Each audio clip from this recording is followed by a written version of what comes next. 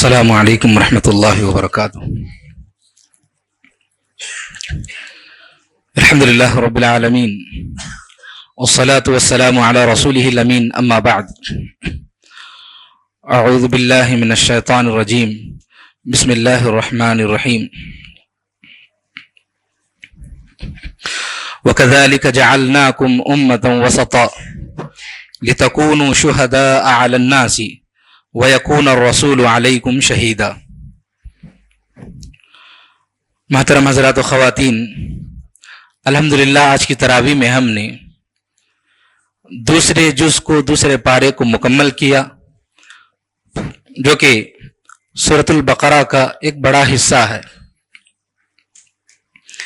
اس سورت کے اندر، سورۃ البقرہ کے اندر کل بعض باتیں آپ کے سامنے پیش کی گئی۔ اس طرح کی کئی باتیں اور اس کے کئی احکامات، کئی موضوعات اس سورت کے اندر ہیں۔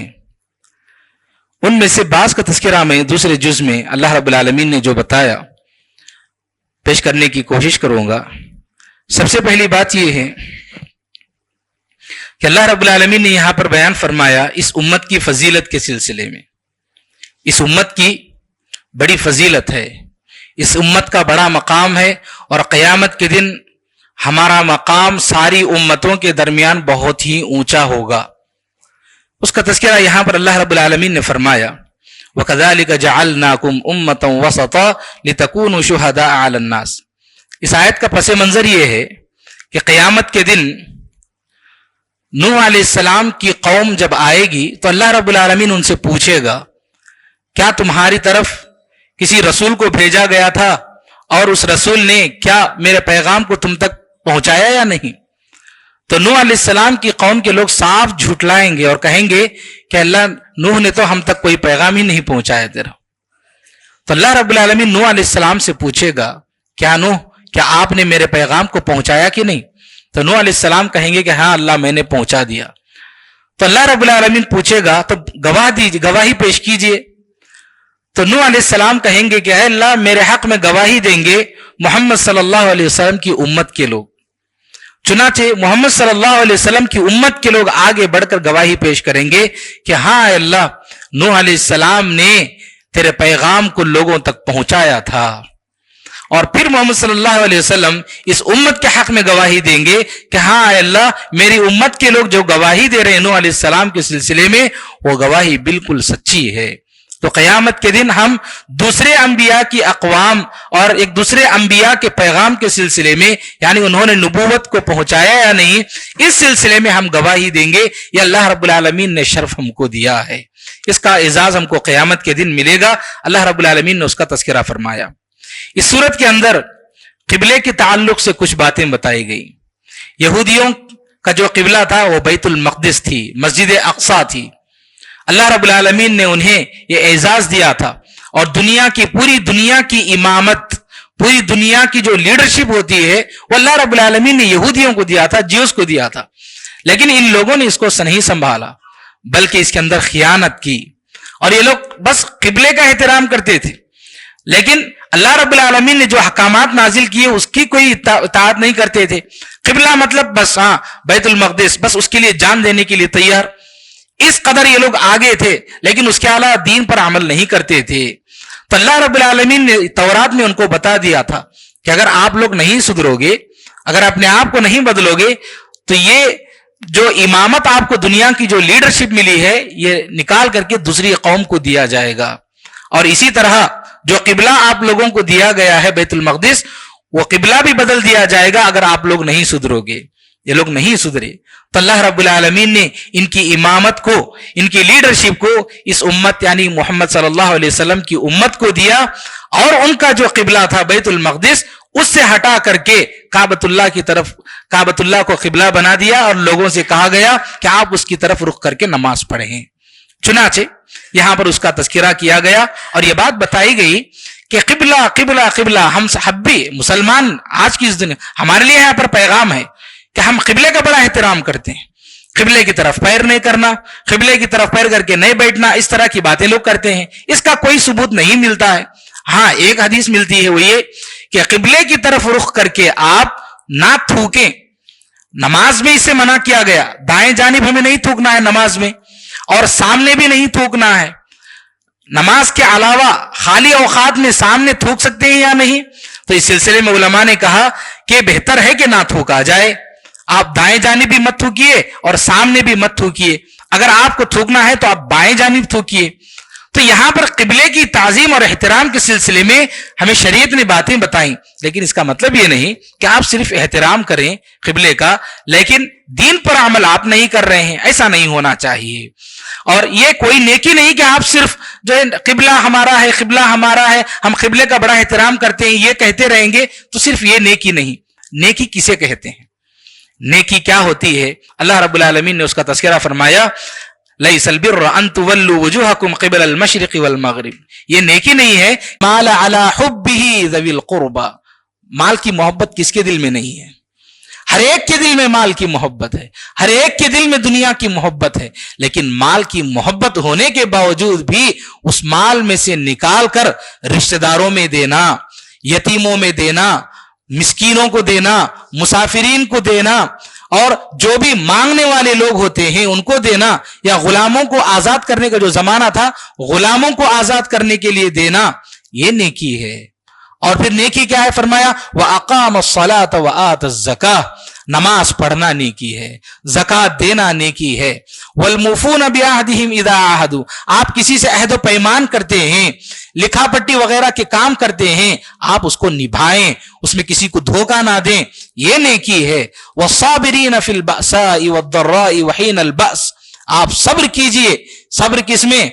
जब इंसान को तकलीफ आती है, रिस्क की तंगी आती है, वद्दर्राइ या किसी भी किस्म की कोई परेशानी आती है, या फिर जंग के मैदान में है, तो यहां पर एक मोमिन से, एक मुसलमान से बात बताई गई कि आप सब्र करें, सब्र का मादा अपने अंदर लाएं। तो ये सारी चीजें नेकियां हैं। सिर्फ नबी का नाम सुनते ही फौरन आंखों को चूम लेते हैं, इसको नेकी समझ जाते हैं, ये नेकी नहीं है। उस नबी सल्लल्लाहु अलैहि वसल्लम की इताअत करना नेकी है। किबले का नाम सुनते ही फौरन पैर सीधा करने की कोशिश करते हैं, ये नेकी नहीं है, बल्कि अल्लाह रब्बुल आलमीन ने जो तालीमात दी हैं उन पर अमल करना नेकी है। तो अल्लाह रब्बुल आलमीन ने इसकी वजाहत की। यहूदी लोग यही करते थे, किबले का एहतराम करते थे, लेकिन दीन पर अमल नहीं करते थे। तो उम्मत मोहम्मद सल्लल्लाहु अलैहि वसल्लम के अंदर भी ये चीज ना आए, अल्लाह रब्बुल आलमीन ने इसकी वजाहत की है। जिन लोगों के अंदर ये नेकियां पाई जाती हैं, अल्लाह रब्बुल आलमीन ने फरमाया उलाइका अल्लज़ीना सदक़ू। यही लोग सच्चे लोग हैं। व उलाइका हुमुल मुत्तक़ून। और यही लोग अल्लाह रब्बुल आलमीन से डरने वाले हैं, जिनके अंदर हकीकी मानों में तक़वा है। तो इन नेकियों को, सारी नेकियों को इख्तियार करना, अल्लाह के जो हुकूक हैं उनको भी इख्तियार करना, बंदों के जो हुकूक हैं उनको भी इख्तियार करना, यही तक़वा है, यही अल्लाह का डर है। एक आदमी मस्जिद में आया, 5 वक्त नमाजी है, रोजे भी रख रहा है, लेकिन मस्जिद से बाहर जाते ही लोगों के हुकूक मार रहा है, यह तक़वा नहीं है, यह अल्लाह का डर नहीं है, बल्कि दोनों के हुकूक अदा करना, अल्लाह के भी और बंदों के भी, यह तक़वा है। इस बात का ख्याल रखने की हमें खास जरूरत है। इसके अलावा इसके अंदर अल्लाह रब्बुल आलमीन ने हमें एक बात सिखाई, वो ये है कि जब किसी इंसान को मुसीबत पहुंचती है तो उसको क्या पढ़ना चाहिए? इन्ना लिल्लाहि व इन्ना इलैहि राजिऊन। खुसूसियत के साथ किसी की मौत होती है किसी के घर में, तो यह पढ़ने के लिए कहा गया। अल्लाह के नबी सल्लल्लाहु अलैहि वसल्लम ने एक बड़ी प्यारी दुआ सिखाई है कि जब भी आपको कोई तकलीफ पहुंचती है, आपके घर में किसी की मौत हो जाए, या आपकी कोई चीज, आपकी प्रॉपर्टी नुकसान हो जाए, कारोबार में नुकसान हो, किसी भी चीज में नुकसान होता है, तो अल्लाह के नबी सल्लल्लाहु अलैहि वसल्लम ने एक दुआ सिखाई। इस दुआ को याद रखने की जरूरत है, बार बार पढ़ने की जरूरत है। दुआ ये है, इन्ना लिल्लाहि व इन्ना इलैहि राजिऊन, अल्लाहुम्मा जुरनी फी मुसीबती वखलुफ ली खैरम मिनहा। इन्ना लिल्लाहि व इन्ना इलैहि राजिऊन। हम सब अल्लाह के लिए हैं और अल्लाह की तरफ लौटकर जाना है। अल्लाहुम्मा अजुरनी फी मुसीबती, ऐ अल्लाह मेरी मुसीबत में तू मुझे उसका अजर अता फरमा, वखलुफ ली खैरम मिनहा, और जिस चीज का मुझे नुकसान हुआ है उससे भी बेहतरीन चीज मुझे अता कर। इतनी बड़ी प्यारी दुआ अल्लाह के नबी सल्लल्लाहु। जब आपके शोहर का इंतकाल हुआ, अबू सलमा रजी अल्लाह अन्हु का, बड़ी परेशान हो गई, लेकिन ये बात ये उन तक पहुंची कि इस दुआ को पढ़ना है, जिससे अल्लाह रब्बुल आलमीन बेहतरीन बदला देगा, जो चीज हमने खोया है उससे ही बेहतरीन बदला देगा। लेकिन उनके दिल में बात आती थी कि अबू सलमा एक बेहतरीन आदमी, अबू सलमा रजी अल्लाह अन्हु, जिन लोगों ने हिजरत करके मक्का से मदीना جو لوگ آنے کی کوشش کی اور ہجرت کر کے آئے، اولین لوگوں میں، پہلے لوگوں میں ابو سلمہ رضی اللہ عنہ تھے، اتنے بڑے صحابی. اب اس سے بھی اچھا انسان مجھے کون ملے گا بحیثیت شوہر. ان کا انتقال ہو چکا تھا، لیکن اس کے باوجود دعائیں پڑھتی تھیں. ہوا اللہ رب العالمین نے ان کی دعا کو قبول کیا اور اللہ کے نبی صلی اللہ علیہ وسلم نے نکاح کا پیغام بھیجا، جو کہ ابو سلمہ رضی اللہ تعالیٰ عنہ سے بہتر انسان آپ کی زندگی میں آئے. تو یہاں پر بات بتلانا مقصود یہ ہے کہ ہم اس دعا کا اہتمام کریں. یقیناً اللہ رب العالمین ایک چیز ہماری چلے گئی، کاروبار میں نقصان ہوا، زندگی میں کسی کا انتقال ہو گیا، کسی کا کچھ ہو گیا، اللہ رب العالمین اس کے بدلے میں ایک بہترین بدلہ ہمیں ضرور دے گا، اس کا جانشین ہم کو بنائے گا، کچھ نہ کچھ اللہ رب العالمین دے گا. شرط یہ ہے کہ ہم اللہ سے مانگیں. کہ اللہ کے نبی صلی اللہ علیہ وسلم نے بڑی پیاری دعا سکھائی ہے، اس کا اہتمام کرنے کی ضرورت ہے. اس صورت میں جیسا کہ میں نے بتایا بہت سارے احکامات ہیں، ان میں سے ایک رمضان اور رمضان کے روزوں کا تذکرہ فرمایا گیا. رمضان کے مہینے کی جو خصوصیت ہے اس کا تذکرہ فرمایا گیا کہ یہ وہ مہینہ ہے جس میں قرآن مجید نازل ہوا، اور اس میں خصوصیت کے ساتھ روزوں کے کچھ احکامات کا تذکرہ ہوا. روزہ ہر مسلمان پر فرض ہے، اور اس سے پہلے رمضان کے روزے جب ابتدائی دور تھا مسلمانوں کا، جو اسلام قبول کیے تھے ابھی مسلمان، اس وقت فرض نہیں ہوا تھا روزہ، بلکہ یہ آپشن دیا گیا تھا کہ اگر آپ روزے رکھنا چاہیں تو روزے رکھیے، یا پھر اس دن کی ایک دن کے بدلے میں ایک مسکین کو کھانا کھلائیے. آپشن تھا. وجہ یہ تھی کہ روزے رکھنے کی عادت نہیں تھی، ابھی اسلام قبول کیے تھے، تو آپشن دیا گیا تھا کہ یا تو روزے رکھو یا پھر ایک روزے کے بدلے میں آپ ایک مسکین کو کھانا کھلائیں. لیکن اس کے بعد یہ آیت منسوخ ہو گئی، اور پھر اس کے بعد کہا گیا کہ نہیں، اب آپ لوگوں کو پر یہ فرض ہے کہ آپ رمضان کے روزے رکھیں. اللہ رب العالمین نے اس کا تذکرہ فرمایا. میں یہاں پر جن لوگوں کے روزے چھوٹتے ہیں اس کے سلسلے میں کچھ احکامات کا تذکرہ کرنا چاہوں گا. سب سے پہلی بات تو یہ کہ روزہ کون لوگ چھوڑ سکتے ہیں رمضان کے مہینے میں، اور ان پر قضا واجب ہے. کون لوگ ہیں؟ ایک تو مریض ہے، دوسرا مسافر ہے، اور ایک حائضہ عورت ہے، اور چوتھی وہ عورت جو زچگی کے بعد، بچے کی پیدائش کے بعد نفاس کی حالت میں ہوتی ہے، وہ روزہ چھوڑ سکتی ہے. تو ان لوگوں کو جب یہ روزہ چھوڑے گی تو رمضان کے بعد ان کو صرف قضا ادا کرنی ہوگی، ان کو فدیہ وغیرہ دینے کی ضرورت نہیں ہے، صرف یہ لوگ قضا کریں کافی ہے. یہ جو بات بتائی گئی. اور پھر اس کے علاوہ فدیہ کس کو دینا ہے؟ یہاں پر یہ جو آیت ہے وَعَلَى الَّذِينَ يُطِيقُونَهُ فِدْيَةٌ أَوْ طَعَامُ مِسْكِينٍ، کہ آپ یا تو روزہ رکھیے یا ایک روزے کے بدلے میں آپ ایک مسکین کو کھانا کھلائیے. یہ آیت منسوخ ہو گئی، لیکن ابن عباس رضی اللہ تعالیٰ نے بیان فرمایا کہ یہ آیت ابھی بھی بوڑھے لوگوں کے لیے باقی ہے. جو آدمی بڑی عمر کے ہوتے ہیں، جو روزہ رکھنے کی طاقت نہیں رکھتے ہیں، ان کے لیے یہ آیت ابھی بھی باقی ہے کہ اگر آپ روزہ نہیں رکھ پاتے ہیں عمر کی وجہ سے، بڑھاپے کی وجہ سے، تو آپ ایک روزے کے بدلے میں ایک مسکین کو کھانا کھلا دیجیے. انس رضی اللہ تعالیٰ نے بھی یہ کیا کرتے تھے. جب بڑی عمر کو پہنچ گئے، بڑھاپے کو پہنچ گئے، تو انس رضی اللہ تعالیٰ عنہ 30 مسکینوں کو جمع کرتے اور 30 روزے کے بدلے میں 30 مسکینوں کو کھانا کھلایا کرتے تھے. چنانچہ یہ بوڑھے لوگوں کے تعلق سے، جو بڑی عمر کے ہیں، ان کے تعلق سے یہ حکم بتایا گیا. اور رہی بات وہ لوگ جو رمضان کے مہینے میں اپنی بیوی سے صحبت اختیار کر کے اپنے روزے کو فاسد کر دیتے ہیں، اپنے روزے کو خراب کر دیتے ہیں، توڑ دیتے ہیں، ان کے سلسلے میں شریعت نے بڑی سخت پینالٹی کا جو ہے یہاں پر اعلان کیا. وہ یہ ہے اگر کوئی آدمی اپنی بیوی سے صحبت اختیار کرتا ہے رمضان کے مہینے میں روزے کی حالت میں، تو اللہ رب العالمین نے فرمایا کہ اس کو چاہیے کہ وہ ایک روزہ جو اپنی بیوی سے صحبت اختیار کر کے توڑا ہے، اس کو چاہیے کہ وہ ایک غلام کو آزاد کرے. اگر وہ آزاد نہیں کرتا ہے تو اس کے بعد کا آپشن دیا گیا کہ وہ مسلسل 2 مہینے روزے رکھے. یہ آپشن نہیں ہے، یہ آپشن نہیں، بلکہ اگر وہ نہیں کر سکتا ہے تب یہ اختیار کرے گا. اور مسلسل 2 مہینے جو روزے رکھے گا آدمی رمضان کے بعد، وہ کیسے رکھے گا؟ مسلسل روزے رکھے گا. اگر درمیان میں ایک دن بھی مس ہو گیا تو پھر اس کو دوبارہ شروع کرنا پڑے گا. ہاں اگر وہ بیمار تھا، کسی عذر کی وجہ سے بیچ میں چھوٹ گیا 1 روزہ 2 روزے، تو پھر اس کے بعد وہ کنٹینیو کرے گا. لیکن بغیر عذر کے اگر وہ درمیان میں ایک روزہ 2 روزے چھوڑ رہا ہے تو پھر وہاں سے 2 مہینے پھر اس کو مسلسل رکھنے پڑیں گے. یہ اللہ کی جانب سے جو ہے یہاں پر اعلان کیا گیا. اگر یہ بھی نہیں کر پاتا ہے تو پھر بتایا گیا کہ آدمی کو چاہیے کہ وہ اس ایک روزے کے بدلے میں 60 مسکینوں کو کھانا کھلانا پڑے گا. یہ پینالٹی کے طور پر، کفارے کے طور پر اللہ رب العالمین نے اعلان کیا. چنانچہ یہ کچھ احکامات تھے. لیکن آدمی جو اپنی بیوی سے صحبت اختیار کرے گا، یہ جو سزائیں اس کو دی گئیں یہ اس کو کرنا پڑے گا کفارہ. یہ صرف مرد کے لیے ہے، عورت کے لیے نہیں ہے. عورت کے لیے نہیں کہا گیا کہ عورت کفارہ ادا کرے گی، عورت بھی صرف شوہر کو ادا کرنا پڑے گا.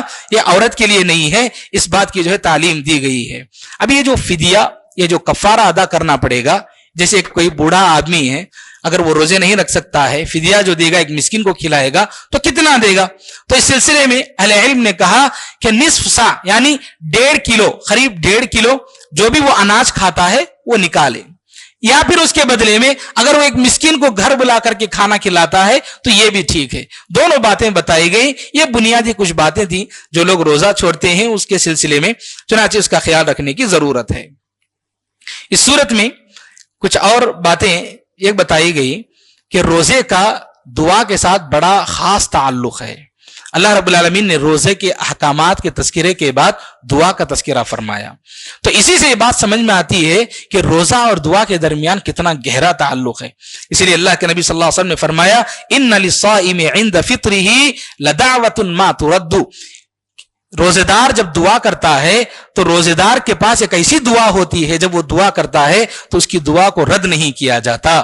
اللہ رب العالمین روزے دار کی دعا کو قبول فرماتا ہے. یہ اللہ کے نبی صلی اللہ علیہ وسلم نے بتایا، اور خصوصیت کے ساتھ یہ افطار کے وقت کے موقع پر کہا گیا. لیکن ہم مسلمان کیا کرتے ہیں؟ کھانے پینے کی چیزوں کو جمع کرنے میں لگے رہتے ہیں، جبکہ افطار کا وقت دعا کا وقت ہے، بڑی اتنی مقبولیت کا وقت ہے. ایسے وقت میں ہم مختلف قسم کے غیر ضروری کام کرتے رہتے ہیں. ہمیں اللہ کے نبی صلی اللہ علیہ وسلم نے تعلیم دی کہ ہم دعا کریں، اور یہ دعا کا موقع عورتوں کو بھی دیں. ہم بیٹھ تو جاتے ہیں دعا کرنے کے لیے، عورتوں کو کام لگا دیتے ہیں کہ یہ لاؤ وہ لاؤ، اور عورتیں جمع کرنے میں رہ جاتی ہیں اور افطار کا وقت ہو جاتا ہے. چنانچہ مرد بھی اس کا اہتمام کریں، عورتیں بھی اس کا اہتمام کریں. یہ تعلیم ہمیں دی گئی ہے. اس کے بعد اس صورت کی خانگی زندگی سے متعلق، گھریلو زندگی جو انسان کے اپنی پرسنل لائف جو ہے اس سے متعلق بھی کچھ باتیں بتائی گئی. ایک بات یہ بتائی گئی نکاح سے متعلق. ایک آدمی، ایک نوجوان یا گھر کے لوگ نکاح کرنا چاہتے ہیں کسی کا، چاہے آپ لڑکے کا نکاح کریں یا لڑکی کا نکاح کریں، آپ سب سے پہلے توحید کو دیکھیے، ایمان کو دیکھیے. اس کی دولت کو، اس کے اسٹیٹس کو یا کسی اور چیز کو مت دیکھیے. اللہ رب العالمین نے فرمایا وَلَا تُنْكِحُ الْمُشْرِكَاتِ حَتَّى يُؤْمِنَّ، کہ جب تک کوئی عورت مسلمان نہیں ہوتی ہے، مومنہ نہیں ہوتی ہے، موحدہ یعنی توحید والی نہیں ہوتی ہے، آپ اس سے نکاح نہیں کر سکتے. وَلَوْ أَعْجَبَتْكُمْ، جب گرچہ وہ آپ کو بہت پسند ہو، کچھ بھی ہو، لیکن آپ اس سے نکاح نہیں کر سکتے. اور عورتوں سے بھی کہا گیا کہ آپ مومن مردوں سے نکاح کریں، جو موحد ہیں، جن کے پاس توحید ہے، ایسے مردوں سے آپ نکاح کریں. گرچہ کوئی غیر مسلم آپ کو زیادہ پسند ہے یا پھر مال و دولت کی وجہ سے کوئی انسان پسند ہے، آپ اس کی بنیاد پر کسی سے نکاح نہ کرو. اور یہ ماں باپ کو بھی چاہیے، ماں باپ بھی اس کا خیال رکھیں کہ میں دیندار گھرانے میں یا دیندار لڑکے سے میں نکاح کراؤں. اس کا خیال کرنے کی ضرورت ہے ماں باپ کو بھی. اور نکاح کے بعد یہاں پر جو پرسنل لائف ہے اس سے متعلق ایک اہم بات یہ بھی بتائی گئی کہ وَيَسْأَلُونَكَ عَنِ الْمَحِيضِ قُلْ هُوَ أَذًى فَاعْتَزِلُوا النِّسَاءَ فِي الْمَحِيضِ. عورتوں کے جو حیض کے جو ایام ہوتے ہیں، یہ ایام عورت کی تکلیف کے ایام ہوتے ہیں. ان ایام میں کوئی مرد اپنی بیوی کے قریب نہ آئے. قریب نہ آئے کا مطلب کیا ہے؟ اس کا مطلب کیا ہے کہ یہودی لوگ جو ہے پہلے اس زمانے میں کوئی عورت اگر حیضہ ہو جاتی، اس کے حیض کے ایام ہوتے تو اس کو کمرے میں بند کر دیتے تھے، اس کو کمرے سے باہر آنے نہیں دیتے تھے، اس کے ساتھ کھانے بیٹھتے نہیں تھے، پینے بیٹھتے نہیں تھے، اس کو قریب آنے بھی نہیں دیتے تھے. تو اللہ رب العالمین نے یہ تعلیم دی کہ آپ حیض کے ایام میں اپنی بیوی سے صرف آپ جمع نہیں کر سکتے، یعنی صحبت اختیار نہیں کر سکتے. بقیہ جتنے بھی کام ہیں آپ ساتھ میں بیٹھ سکتے ہیں، کھا سکتے ہیں، پی سکتے ہیں، سب کچھ کر سکتے ہیں سوائے جمع کے. یہ اللہ رب العالمین نے بتانے کے لیے اس آیت کو نازل فرمایا. اللہ کے نبی صلی اللہ علیہ وسلم ماں عائشہ رضی اللہ عنہ بتاتی ہیں کہ جب وہ حیض کے ایام میں ہوتی تو آپ صلی اللہ علیہ وسلم اپنی بیوی کے ساتھ سو جاتے تھے، ایک چادر میں لپیٹ کر سو جاتے تھے.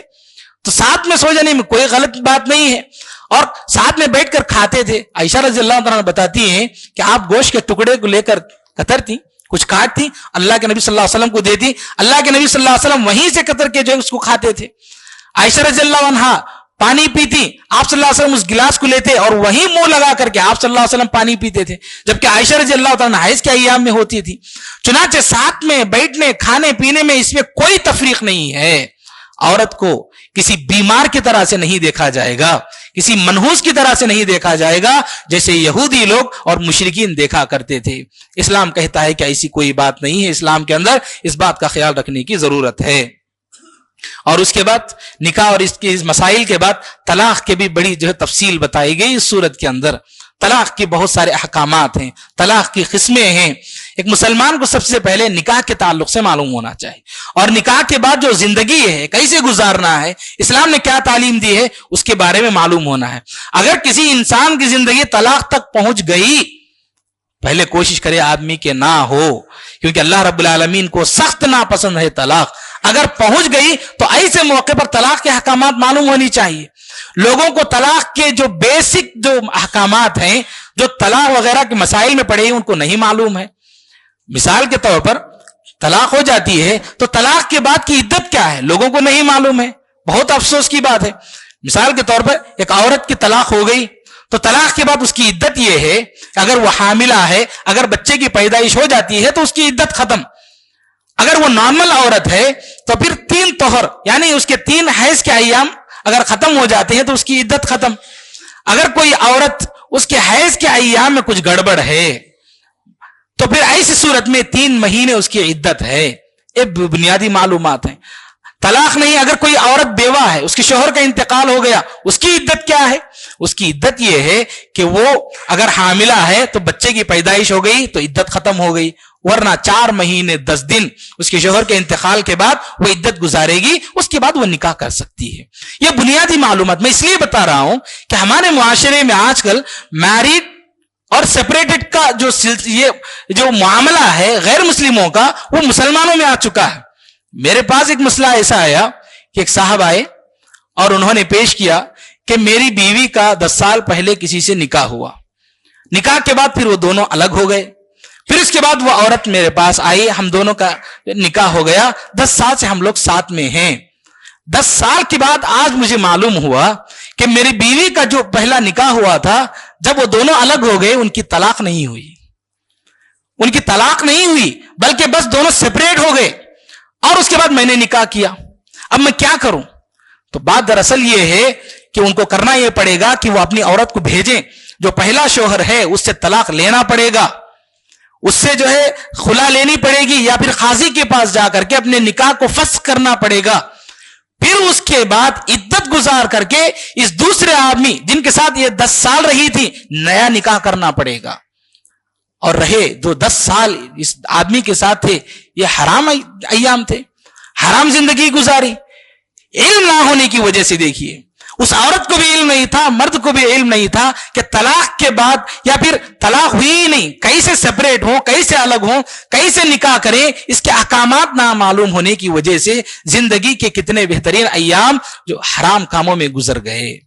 چنانچہ یہ حالات ہماری مسلم سوسائٹی کے ہیں، ہم کو یہ سب مسائل جاننے کی سخت ضرورت ہے. یہ کچھ باتیں ہیں. اس صورت کے اندر ایک پیاری دعا ہمیں سکھائی گئی اس پارے کے اندر، ربنا آتنا فی الدنیا حسنہ وفی الآخرۃ حسنہ وقنا عذاب النار. بڑی پیاری دعا ہے، اس دعا کو پڑھتے رہنا چاہیے. اس کا معنی یہ ہے کہ اے ہمارے رب، آتنا فی الدنیا حسنہ، دنیا میں بھی نیکی بھلائی اور جو بھی خوبیاں ہیں اللہ تو ہمیں عطا فرما. وفی الآخرۃ حسنہ، اور آخرت میں بھی جتنی بھی بھلائیاں ہیں، جتنی بھی خوبیاں ہیں سب ہمیں عطا فرما. وقنا عذاب النار، اور تو ہمیں جہنم کے عذاب سے بچا لے. بڑی پیاری دعا سکھائی گئی ہے. اس دعا کو ہمیں دن رات پڑھتے رہنا چاہیے. یہ کچھ باتیں تھیں جو میں نے آپ کے سامنے پیش کی. رب العالمین سے دعا ہے کہ اللہ تعالی ہم سب کو کتاب و سنت کے مطابق زندگی گزارنے کی توفیق نصیب فرما. رب العالمین ہمارے چھوٹے بڑے جو بھی نیکیاں ہیں اللہ قبول فرما. اللہ ہمارے گناہوں کو معاف فرما. رب العالمین جب تک ہمیں دنیا میں زندگی دے کتاب و سنت کے مطابق زندگی گزارنے کی توفیق نصیب فرما. آمین. وآخر دعوانا الحمد للہ رب العالمین. ربنا تقبل منا انك انت السميع العليم وتب علينا انك انت التواب الرحيم برحمتك يا ارحم الراحمين والحمد لله رب العالمين.